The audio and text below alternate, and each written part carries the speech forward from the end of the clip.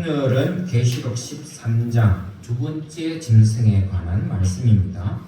지난주에는 바다에서 올라온 짐승에 관한 말씀을 드렸죠. 그 짐승은 어떤 짐승이었습니까? 뿔이 열이요 머리가 7이요 그 뿔에는 열면류관이 있고 그 머리에는 참남된 이름들이 있는 짐승이었죠. 그래서 이 짐승의 생김새는 표범과 비슷하고 발은 공같고 입은 사자의 입을 가진 짐승과 같다라고 하는 것을 보아서 굉장히 힘이 있고 난폭한 짐승 같은 존재라는 것을 짐작할 수 있다 그랬습니다. 거기다가 사단의 앞제비인 용의 능력과 힘을 전수받았다고 하니까 과연 그 세력이라는 것은, 힘이라는 것은 인간이 누구도 그걸 대적하기가 벅찬 상대라는 것을 우리가 알게 된 것입니다. 그래서 이 바다에서 올라온 짐승은 어떤 세상의 큰 힘과 큰 권세와 세력을 가진 자들 혹은 국가 뭐 이런 걸로 우리가 상상할 수 있는 거죠. 그리고 오늘은 두 번째 짐승이 올라오는데 이 두 번째 짐승은 땅에서 올라왔다. 첫 번째 짐승은 바다에서 올라왔는데 두 번째 짐승은 땅에서 올라온 짐승에 대한 얘기가 나옵니다. 이 땅에서 올라온 짐승은 어떤 형상을 가지고 있느냐? 오늘 본문에 보면은 어린 양과 같이 두 뿔이 있고 용처럼 말하는 짐승이라 이렇게 표현하고 있습니다. 이 땅에서 올라온 짐승은 바다에서 올라온 짐승과는 조금 다르죠, 그죠? 약해 보이잖아요. 어린 양이라 그랬으니까 뿔도 2개밖에 없어요. 보잘것없어 보이지 않습니까? 여러분 이 모습을 보면은 항상 누가 생각이 납니까? 어린 양인 예수님이 생각나잖아요. 성경에 보면은 예수님을 어린 양으로 표현하고 있죠. 연약해 보여요. 예수님은 어린 양이 도수장에 끌려가는 모습으로 십자가로 향하는 모습을 그려놓죠. 근데 오늘 이 보니까 이 두 번째 짐승, 땅에서 올라온 짐승도 이와 비슷해요. 어린 양같이 올라왔다. 뿔도 2개밖에 없고. 우리가 이걸 볼 때 이 말씀에서 나오는 이 땅에서 올라온 짐승은 뭘로 우리가 짐작할 수 있겠습니까? 예수님처럼 가장한 마귀라는 것을 알 수가 있어요. 예수님을 흉내내는 가짜 양이다. 가짜 양. 이게 뜻하는 건 뭐겠습니까? 어린 양 예수님의 행세를 하는 짐승, 즉 그리스도를 말하는 거겠죠.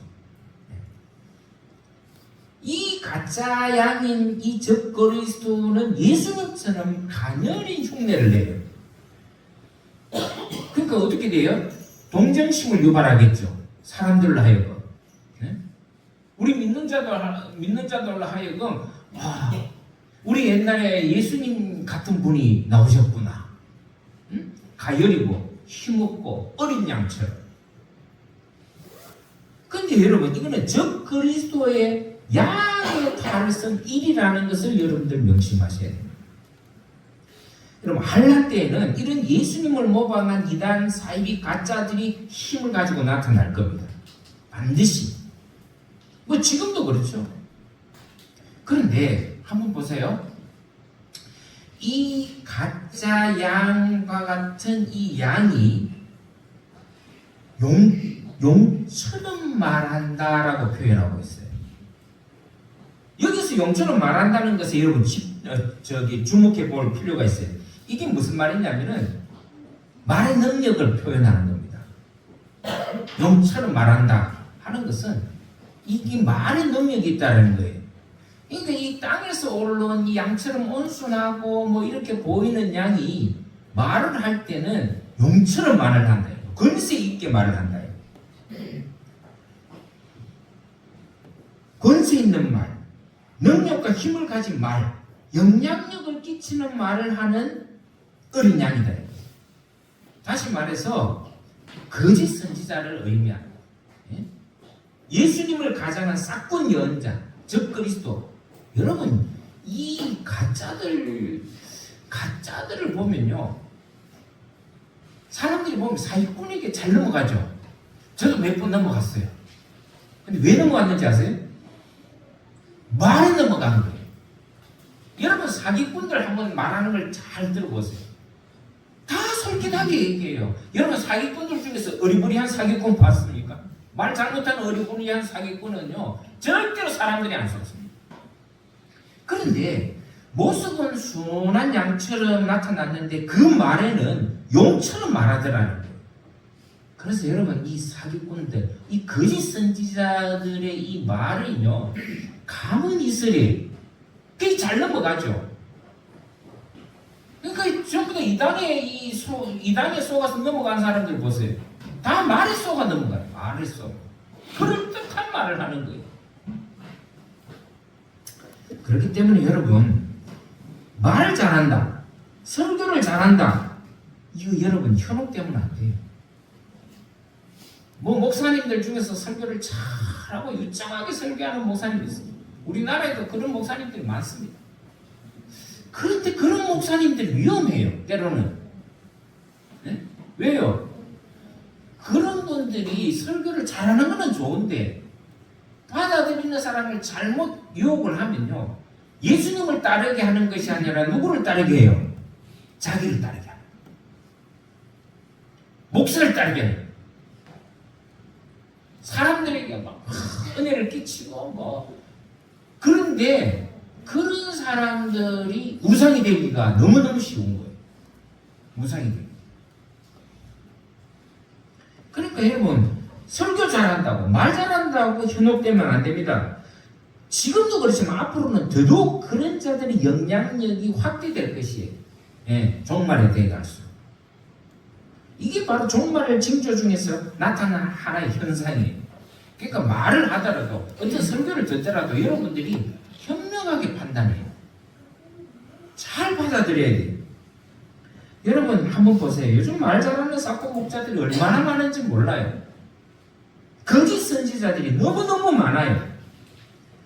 그런데 그런 사람들에게서 나오는 말이요, 여러분 얼마나 사람들에게 영향력을 미치는지 몰라요. 선동하면 다 넘어갑니다. 네? 현혹되고 열광하고 말이죠. 이거 위험한 거예요. 사실 어떻게 보면.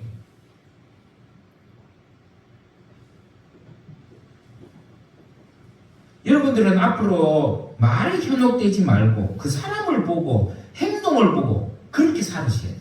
그냥 속지 않습니다. 말만 잘하는 사람을 따르다가는 큰일 날 수 있어요.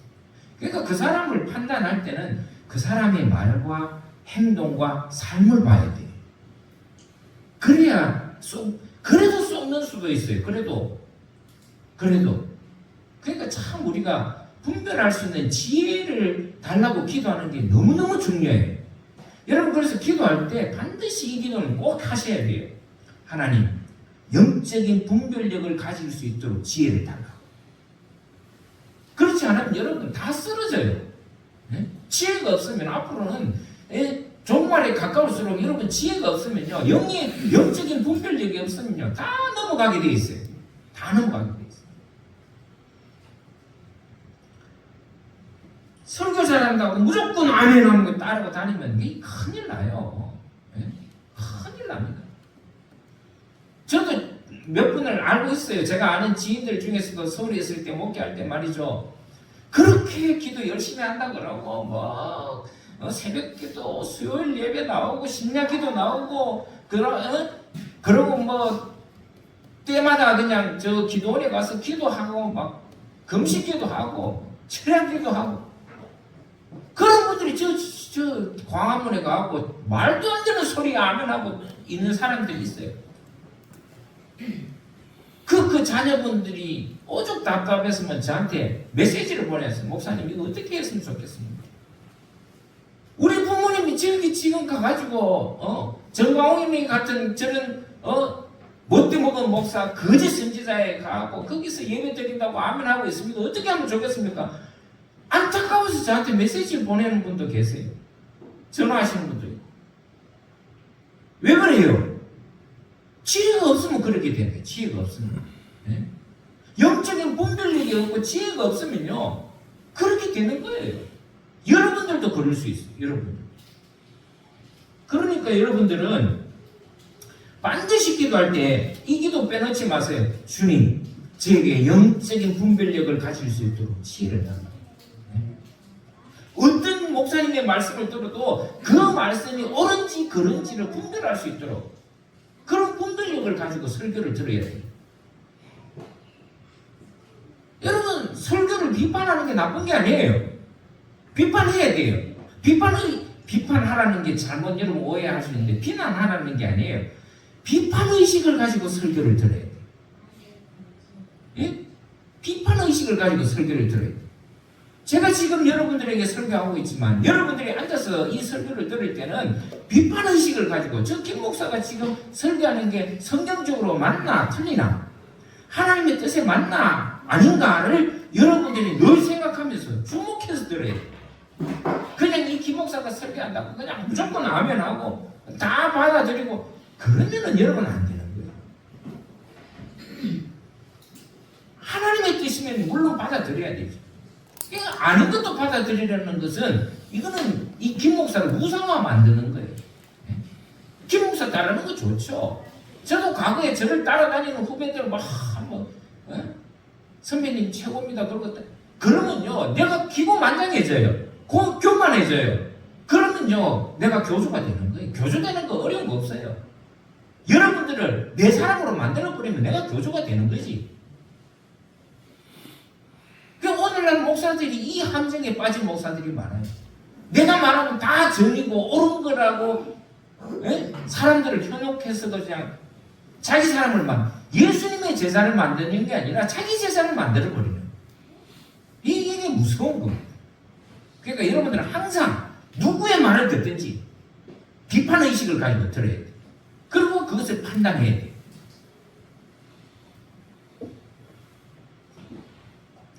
오늘 이 땅에서 나오는 양의 모습을 보세요. 보기에는 연약해 보이지만 용처럼 말한다 이거예요. 예? 권위 있게 말하고 힘 있게 말하고 능력 있게 말하고 그러니까 그 사람들이 그 말에 쏘가 넘어가는 거예요. 어떻게 쏘가 넘어갑니까? 여러분 12절을 보세요. 먼저 나온 짐승의 모든 권세를 그 앞에서 행하고 땅과 땅에 거하는 자들로 처음 짐승에게 경배하게 하니 이 보세요. 예? 얼마나 그 말에 능력이 있든지 사람들을 갖다가 그 땅에서 나오는 짐승들 그 바다에서 올라온 짐승들에게 경배하게 하는 거예요. 그 경배해야 된다. 섬겨야 된다. 우상에게 섬겨야 된다. 여러분 바다에서 올라온 용의 앞잡이들에게 경배하게 하더라. 바다에서 올라온 용의 앞잡이들을 뭐라 그랬습니까? 사단의 권세로 위임받은 자라 그랬잖아요. 그런데 여러분 이거는 그냥 말로 짐승이 아니에요. 제가 얘기했잖아요. 짐승이라는 것은 하나의 상징적인 것이고 그게 사람이 될 수도 있고요. 국가가 될 수 있고요. 이데올로기가 될 수 있고요. 신념이 되고 이념이 될 수가 있어요. 거기에 빠져가고 거기에서 우상처럼 그걸 경배하는 자들이 나타난다 이거예요. 꾀임에 빠지면 이 양의 말에 꾀임에 빠지면 그렇게 됩니다. 그렇게 만들더라는 거예요. 여러분 앞을 한번 보세요. 반기독교적인 정서가 갈수록 강하게 일어날 겁니다. 힘있고 영향력이 있는 사람들을 경배하는 사상들이 들불처럼 일어날 거예요. 뭐 지금도 그렇죠. 지금도 여러분 기독교인들조차도요. 우리 하나님 말씀보다 다른 데 더 심취해가 많아요. 문화의 심취해가 있고 자기 좋아하는 건 우상의 심취해가 있고 게임의 심취해가 있고 여러분 그것이 사람일 수 있고 반기독교적인 문화일 수 있고 사상일 수 있고 철학일 수 있어요. 다시 말해서 다양한 형태로 사람들에게 영향력을 끼치는 그 어떤 힘이 반기독교적인 정서를 부추기고 기독교를 대적하는 예수 그리스도를 대적하는 형태로 나타날 것이다. 지금 이미 그런 징조들은 많이 있잖아요. 우리가 하나님의 말씀과 예수 그리스도의 사상보다 세상 사상이 더 많이 여러분 물질적인 우상이 우리 교회 안에 얼마나 많습니까? 우리가 살아가는 철학 이데올로기가 하나님 말씀보다 더 앞서는 게 얼마나 많아. 다 자기 똑똑하고 다 자기 주장 강하고. 그런데 보세요. 이런 반기독교 정서가요. 어디서 시작되느냐? 밖에서 시작되는 게 아니에요. 우리 내부에서 시작해요. 여러분 이단들이 어디서 나왔어요? 기독교에서 이단들이 나왔어요. 기독교 아닌 곳에서 이단 나오는 이단을 보셨습니까? 아니에요. 그래서 이단이라고 하고 사입이라고 하는 거예요.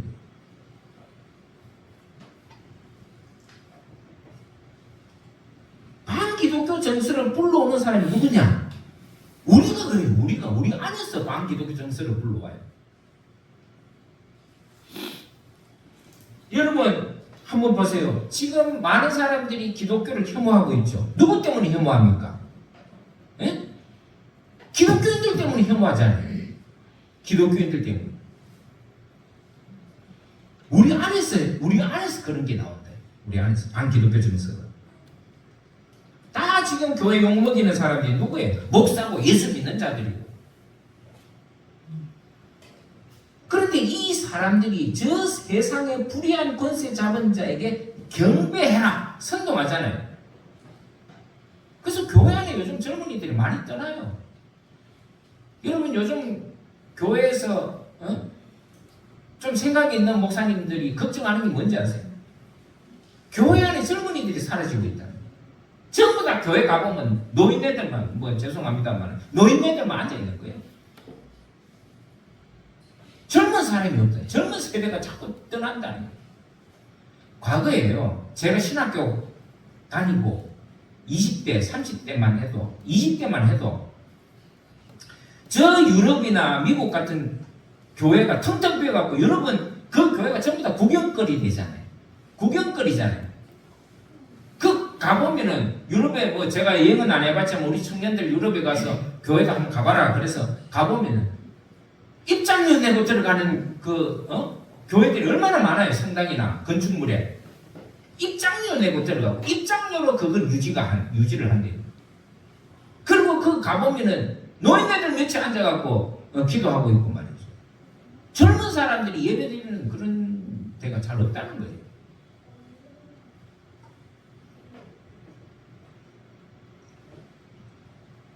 참 이게 문제예요, 문제. 왜냐?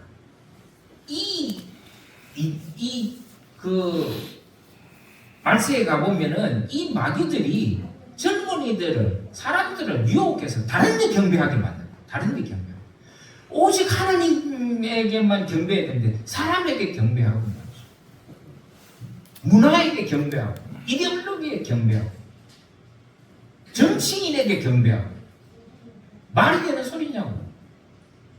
근데 이 마귀들의 수법이 뭐냐면 바로 그거예요. 참 순한 것처럼 모습은 순한 것처럼 해가지고 말의 능력을 가지고 사람들을 현혹시켜서 경배하게 하더라. 우상에게 경배하게 하더라.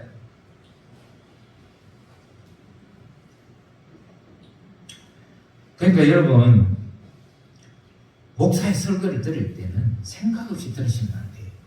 생각을 가지고 들으셔야 돼요.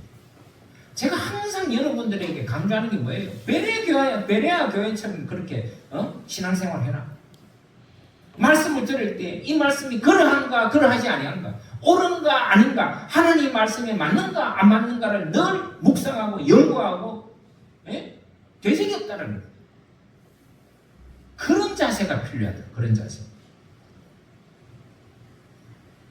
냉철한 이성을 가지고 들어야 돼요. 현명한 판단력을 가지고 들어야 돼요. 여러분 안 그러면요 저들의 감은 이슬에 쏟아서 다 넘어지게 되어 있는 거예요. 그래서 저 얘기 들으면 그런가 보다 하고 넘어. 또 저기서 저 얘기하면 또 그런가 보다 하고 또 넘어. 여러분 내 귀에 듣기 좋은 설교 너무 좋아하시면 안 돼요. 아무리 설교를 잘하고 말 잘해도 거기에 너무 빠지면 안 돼요. 하나님 말씀에 빠져야지. 우리는 여러분 그 어떤 경우에라도 그 누구라도 경배해서는 안 돼요. 예? 내가 지난주에 그랬잖아요. 존경은 할 수 있어요. 우리가 누구든지 존경하는 사람이 있을 수 있잖아요. 존경은 해요. 괜찮아요. 근데 거기 존경을 넘어서 경배하게까지 가면 우상이 돼버려요. 그러면 그거는 잘못된 거예요. 잘못된 길로 가기 쉬운 거예요. 그래서 여러분 존경은 하되 경배의 대상으로 전락시키지 마라. 전락해서는 안 된다.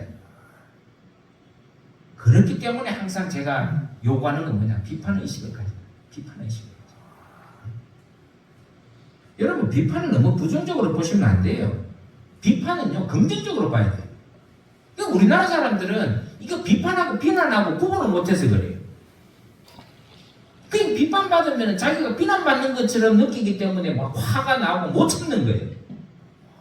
아니 뭔가 이유가 있어서 잘못된 것을 잘못을 따지는 거는요, 그거는 우리가 받아들여야 돼요. 받아들여야 돼요. 제가 얘기했잖아요. 이 김 목사가 아무리 여러분들 앞에 이 설교를 한다 하지만은 잘못된 거가 있으면 여러분들이 목사님 그거는 좀 잘못된 것 같습니다. 그럼 내가 기분 나빠서 어디 집사가 어디 성도가 일반 성도가 목사 설교에 반기를 들고 비판, 여러분 그런 생각을 가지면 안 돼요. 이 목사가 다 완벽합니까? 그렇지 않아요. 목사도 실수할 때 있고 부족한 것들 많은 사람이에요. 물론 하나님의 말씀을 전할 때는 정확하게 반듯하게 전해야 되지만 혹 내가 부족했기 때문에 부족하기 때문에 잘못할 수 있어요. 근데 그걸 여러분들이 알면은 여러분들이 목사한테 아니 목사님 이건 잘못된 겁니다. 목사님 이건 어떻게 된 겁니까? 물어보고 비판할 수 있어야 되는 거죠. 그래야 서로가 건강해져요. 신앙이. 무조건 앉아서 뭐 목사가 얘기하는데 왜 아멘 안 하냐고 막 아멘을 하고 강요하고 아멘 하고 이게 여러분 이게 어떻게 되냐면은 체면이 걸리는 신앙 체면이 걸리는 그러면 안 돼요. 그러면 제정신을 잃어버려요. 조종당하잖아요. 여러분 체면 당한 사람 봤어요? 저는 우리 학교 선생님 중에서 학교 다닐 때 학교 선생님 중에서 체면을 거는 선생님이 있었어요. 그래서 한 반에 와가지고 우리 반에 와갖고 수업 시간에 그 체면을 걸더라고. 체면은 이런 거다. 그러면 체면을 걸잖아요. 그럼 체면에 걸린 애가요. 그 선생님 하는 말을 다 따라해요. 누구라고 하면 누구, 죽으라고 뭐 죽는 신용을 내라 하면 뭐 죽는 신용 내고 다 하는 거예요. 교회 문 밖으로 교실 문 밖으로 나가라 하면 지금 문 밖으로 나가는 거예요. 저희들이 신기해서 그 당시를 봤어요. 여러분 신앙의 체면에 걸리면 안 돼요. 사람에. 그러다면 어떻게 되는지 아십니까? 멀쩡한 사람 보면 저거 이상한데?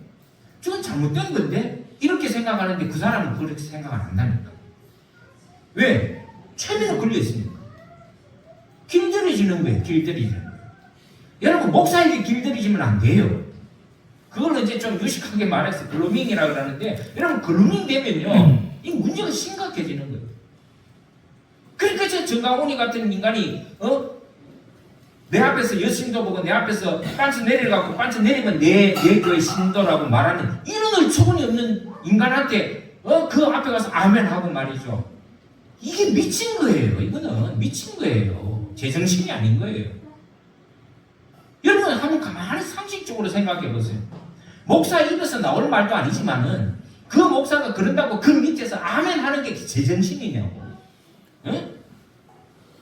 자기 앞에서 여신도가 팬티 내린다고 해서 팬티 내리는 그런 신도가 내 신도다 그러면 아멘 하는 게 그게 제정신이냐고.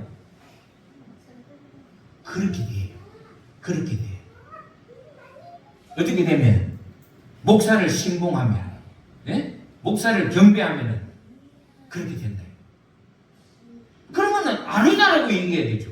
목사님 그건 잘못됐다고 얘기해야죠. 그건 나와야지요. 그런 교회는. 그게 정상 아니에요?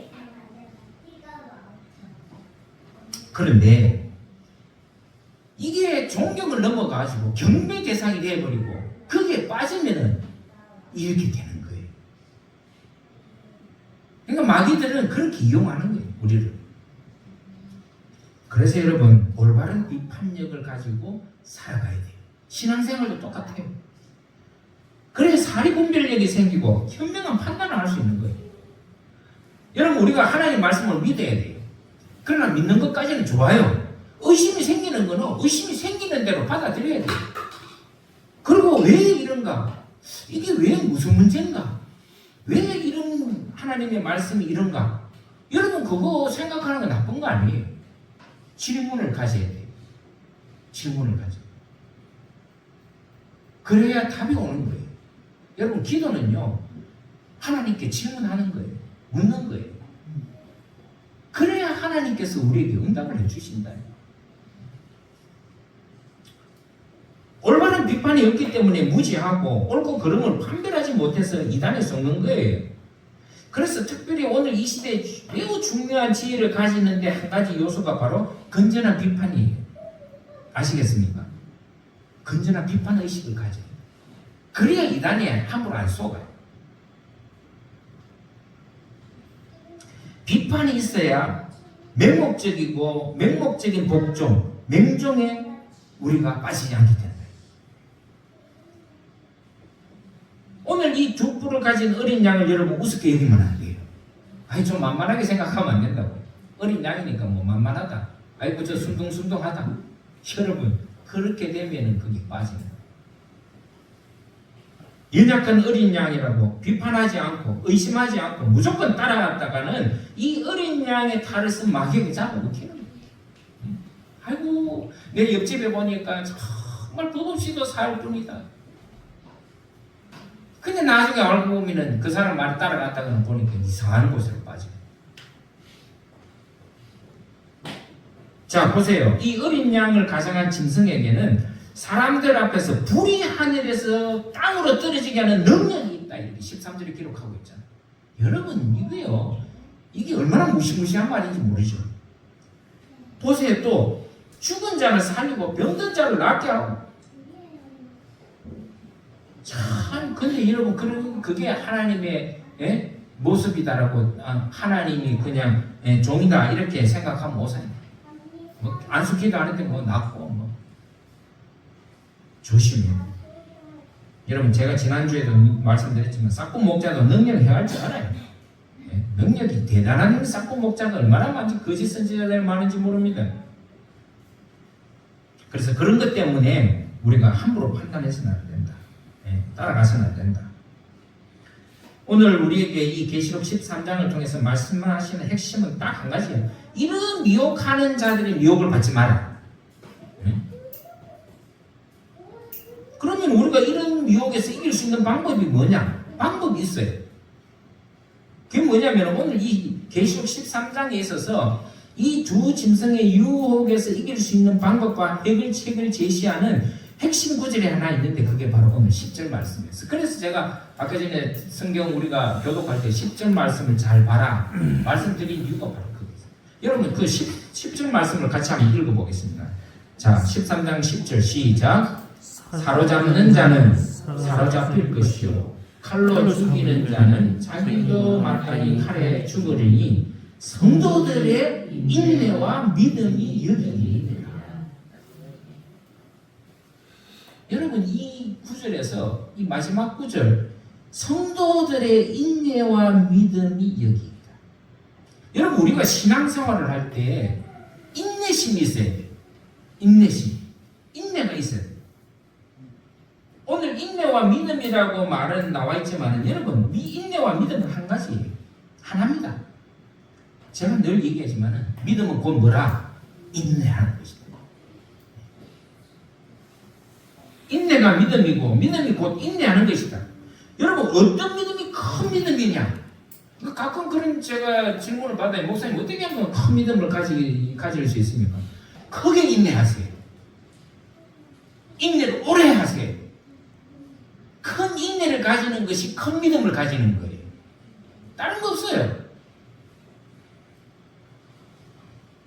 여러분 예수님께서 말씀하실 때 말세에 믿음을 보겠느냐라는 말씀을 하신 적이 있어요. 누가복음 18장 8절에 보면은 내가 너에게 이르노니 속히 그 원한을 풀어주리라. 그러나 인자가 올 때 세상에서 믿음을 보겠느냐.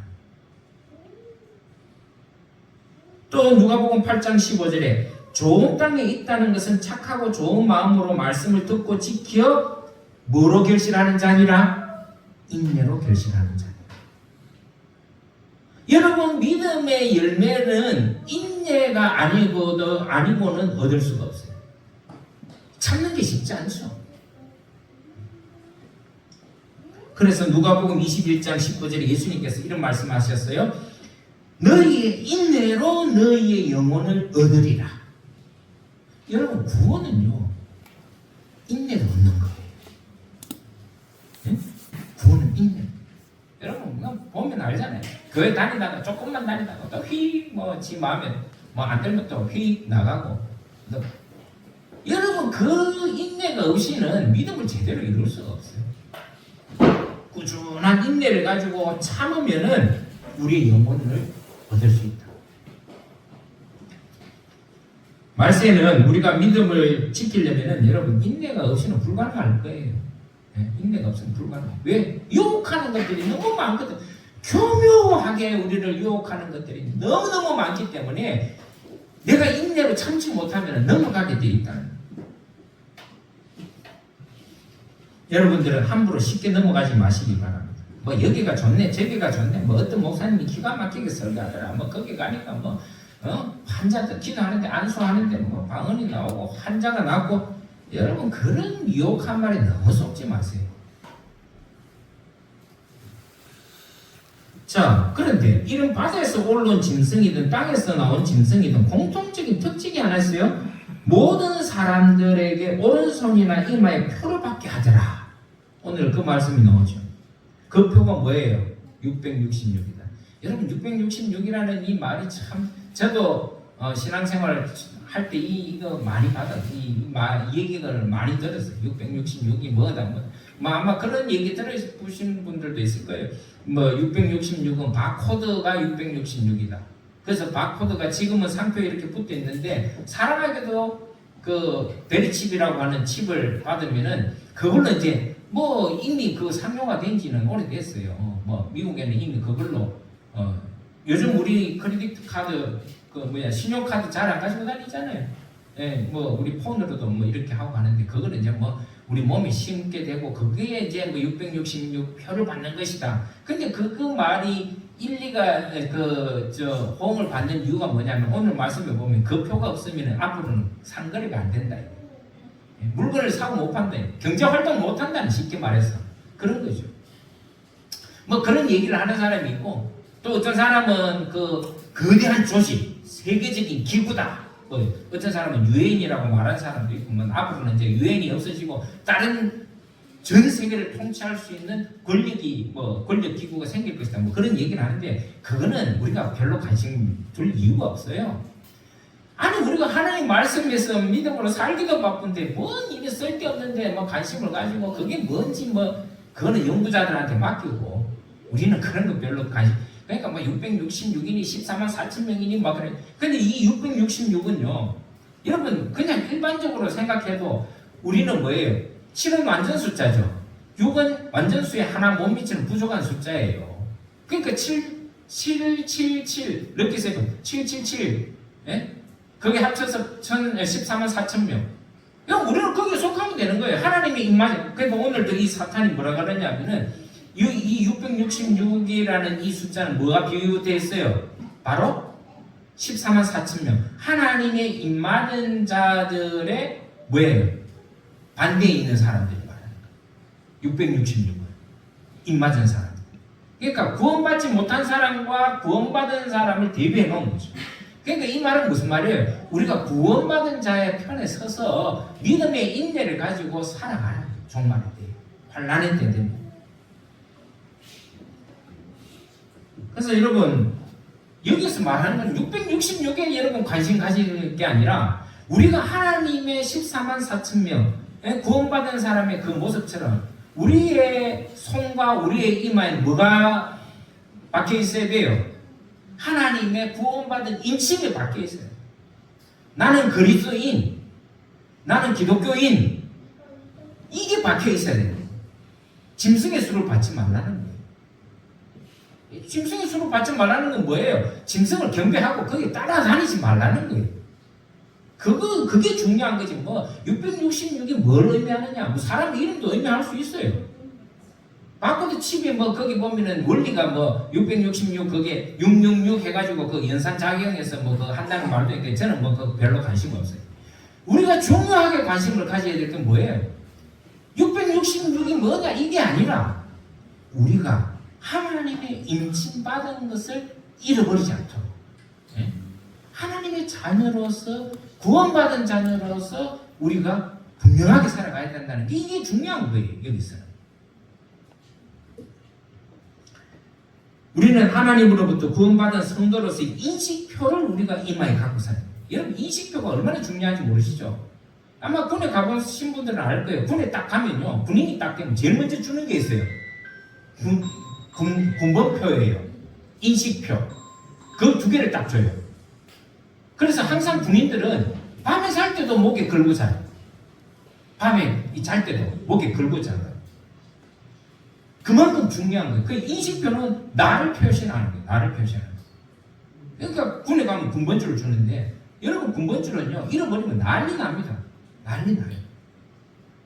근데 우리가 하나님으로부터 구원받은 성도로서 인식표가 다 여러분들 이마에 있어야 돼요. 징표로 인침을 받고 있어야 돼요.